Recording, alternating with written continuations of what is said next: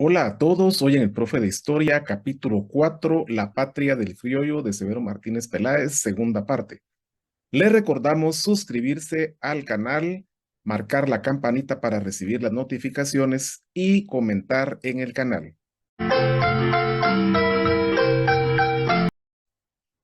El subtema 3 es un subtema por demás interesante porque sigue analizando lo que Severo Martínez llama las tierras de indios.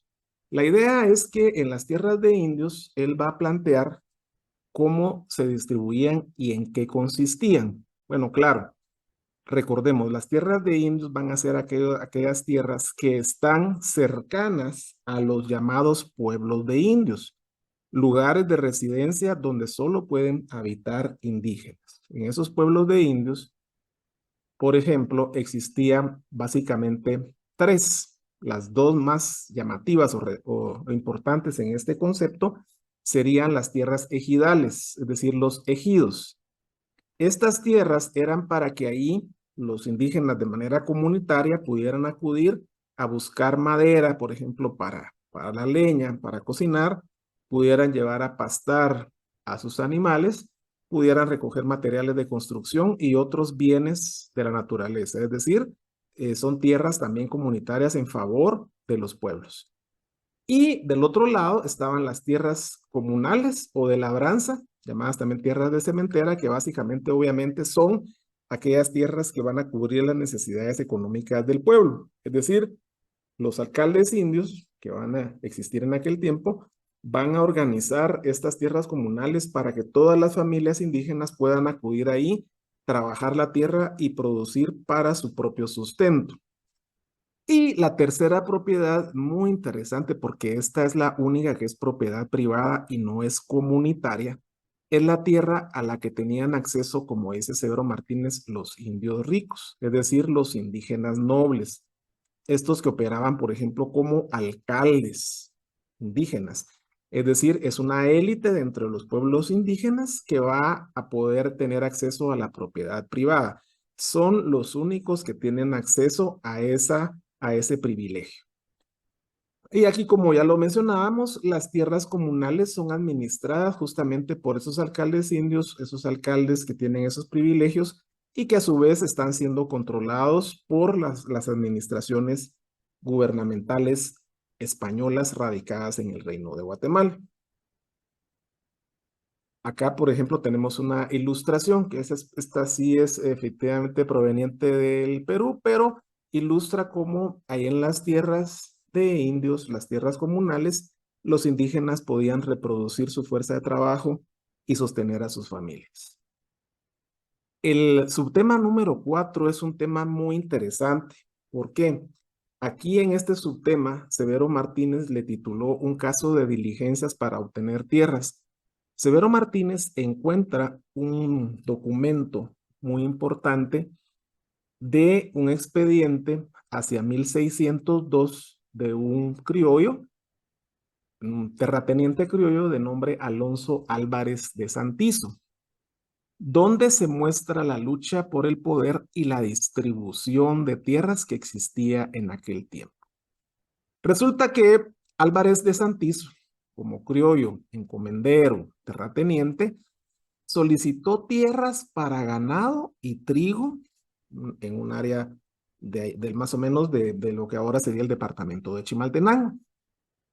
Y lo que pasa es que la audiencia pide que intervenga un fiscal para proteger a los indígenas de que esta solicitud no perjudique a ninguno de los pueblos cercanos a donde este criollo está pidiendo tierras. Sin embargo, el proceso terminó favoreciendo, en este caso a un criollo y a los españoles, porque ellos como organizadores, como administradores, tomaron la decisión.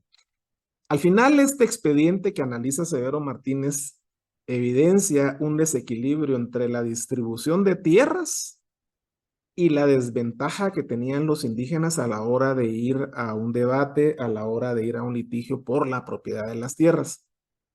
Y finalmente, lo que se demuestra es que esa existencia de latifundios y tierras no cultivadas reflejaba los problemas en el sistema de propiedad comunal. En síntesis, Álvarez de Santizo logró sobrepasar cualquier medida legal que en teoría existía para que los pueblos pudieran defenderse de atropellos, expropiaciones y lo demás, y finalmente los pueblos fueron usurpados y Álvarez de Santizo se quedó con la propiedad con el aval de los funcionarios españoles. Y acá tenemos una recreación de cómo pudo haber sido la tierra que estaba esperando Álvarez de Santizo poder adquirir y que finalmente se le facilitó esa adquisición, que fue de manera anómala. Algo interesante es que Severo Martínez Peláez plantea en el subtema 5 la necesidad de reforma agraria antes de la independencia. Observemos cómo para antes de la independencia, estamos hablando de los años 1800, justamente analiza un documento que es clave para entender este tema, y ese documento se llama Apuntamiento sobre Agricultura y Comercio del Reino de Guatemala, trabajado y redactado por el Consulado de Comercio en 1810, y que fue presentado al diputado ante las Cortes de Cádiz, Antonio Larrazábal, y acá en ese documento, que vale la pena analizarlo, se ve que hay intereses opuestos entre los comerciantes que redactan ese documento y los criollos terratenientes, que pese a que los dos son poderosos, sí los distancia el hecho de que unos viven de la tierra y de la mano de obra indígena, en tanto que otros, los comerciantes, viven justamente del comercio exterior. Y eso los va a poner en una franca diferencia. Al final, los comerciantes, según Severo Martínez, lo que planteaban en estos análisis que hacían era que querían cambios, querían una revolución de cómo estaba la situación, por ejemplo, de la tierra, pero sin independencia. ¿Por qué? Porque esta gente está vinculada a la corona española, entonces no les interesa la independencia, pero sí hacer cambios, principalmente en el régimen de propiedad de la tierra.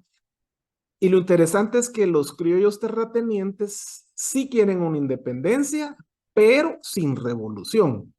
Es decir, ellos están tratando de que todo funcione igual, la propiedad de la tierra siga igual en favor de ellos, pero que no haya cambios revolucionarios. Eso va a ser muy importante desde la perspectiva criolla. Al final del asunto, resulta que la tierra entonces estaba concentrada en pocas manos, es lo que se analizaba aquí en este documento de los apuntamientos, porque, claro, había habido mecanismos mediante los cuales incluso hasta las tierras comunales habían sido usurpadas, como se vio en el caso anterior, de tal manera que los terratenientes criollos detentaban un porcentaje altísimo de la tierra cultivable en aquel tiempo. ¿Y qué pasa con el análisis que se hace en este caso por Severo Martínez Peláez? Él dice que la mala distribución de tierras impidió el desarrollo de las capas medias y de la población en crecimiento, porque claro, si solamente un grupo es privilegiado, tiene todos los medios de producción fundamentales que son la tierra, los demás van a estar totalmente supeditados. De tal manera que se concluye en este capítulo que esa concentración de tierras en pocas manos, en las manos de los latifundistas criollos, causó grandes desigualdades.